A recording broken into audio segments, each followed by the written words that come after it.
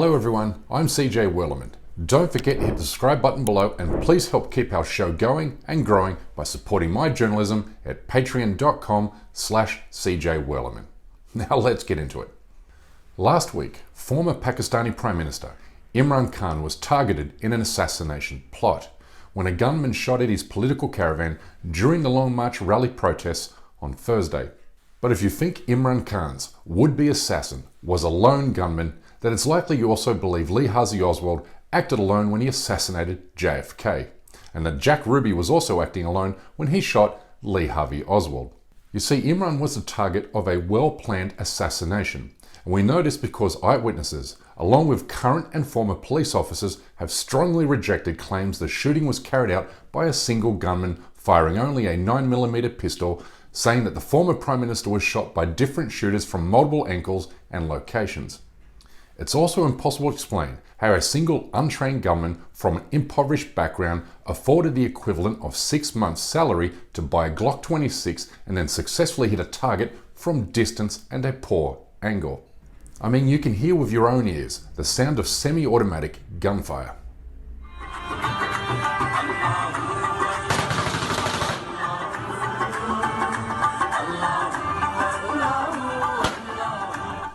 Clearly, this was a military-backed operation, and you only have to examine how the Pakistani armed forces have reacted in the wake of the assassination attempt to understand that.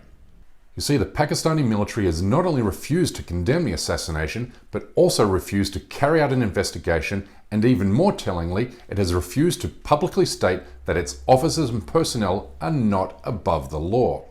Why? Because the Pakistani military is dead afraid of Imran Khan's rising popularity, which is built upon the country's growing antipathy towards the country's dynastic political families and the shadowy military figures who pull their strings. You see, the unwritten rule of Pakistani politics is that you never publicly criticize the Pakistan Army's control over politics, a rule that Imran Khan has openly defied since being prematurely removed from office by a military-led coalition in April. But frustratingly for the military, Imran's popularity has since reached stratospheric levels, having led his party to sweeping electoral victories in all of the country's provinces since May, excluding only Sindh and Balochistan. To counter Imran Khan's seemingly unstoppable return to power, the military and its government stooges have concocted an array of schemes and plots to block his path. It has thrown bogus terrorism charges along with bogus corruption charges at him in an effort to ban him from office. It has even blocked and banned his speeches from being televised on Pakistani networks and even YouTube. But these efforts have had little effect. Imran is more organically popular than ever before. His rallies, which are hosted in all of Pakistan's major cities, attract hundreds of thousands of supporters because he carries the message of the Pakistani people.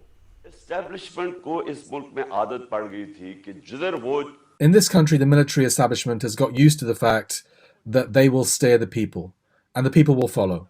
And when they bring changes, sweets are distributed. The establishment is used to this. So they were shocked to see that under my time, the Pakistani nation decided, no, these people who are stealing the country for 30 years, we do not want to go with them. Put simply, he's become the country's most beloved leader since Muhammad Jinnah, which has a military establishment freaking out, which explains why the military-led coalition government is carrying out a wave of terror against its critics and journalists who have expressed support for Imran Khan. It has threatened journalist Imran Riaz Khan with 20 years imprisonment for calling the current government a fascist regime. It detained and tortured PTI spokesperson Dr. Shahbaz Gill after he criticized Yami. Others have fled the country out of fear of being arrested or killed, including journalist Arshad Sharif, who'd been an outspoken critic of the Pakistani military. But after receiving threats against his life, Arshad fled for Dubai and then Kenya, where he was eventually tracked down and assassinated on October 24. Former Kenyan police officers have claimed he was murdered by a Pakistani killer squad, whom Arshad's former colleagues believe to be members of the Pakistani military. Other senior journalists who were tortured and they were forced to make certain confessions. I think this is a link with that episode. Arshad Sharif left Pakistan under compelling condition. He knew that he was a next target. The killing of Sharif has sparked nationwide anger and grief. His death, along with Imran Khan's victories in the recent by-elections, sparked the Long March protests, which has seen potentially millions of Pakistani citizens marching towards Islamabad to demand an early general election. It was during this protest that Imran Khan was shot. The timing, motives and actions all point towards the Pakistani military, specifically these two men, General Faisal and General Bajwa. But signs also point towards foreign actors, including the CIA and/or the Israeli intelligence agency Mossad, an organization that has perfected the art of political assassinations far beyond its borders. Here's Ad al-Raja, a former major general in the Pakistani army and highly regarded geopolitical analyst for major international publications. According to his sources within the Pakistani intelligence community, Mossad had been recruited to help the Pakistani army assassinate Imran Khan through silent and quiet methods to make it look like a natural death. We also know the United States government stands with the Pakistani military and against Imran Khan. And the US has a long and dirty history of meddling in Pakistani politics. The US government cancelled military aid to Pakistan when Imran Khan was in power, depriving the Pakistani military of hundreds of millions of dollars, but this aid resumed almost immediately after Imran Khan was ousted from government, which is why the Pakistani military loves the United States but hates Imran Khan. But let me finish with this.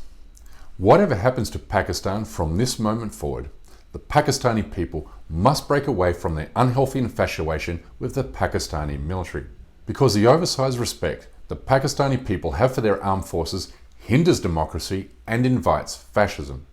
And on the day actual fascism arrives in Pakistan, that military that you once revered will inevitably turn its guns towards you.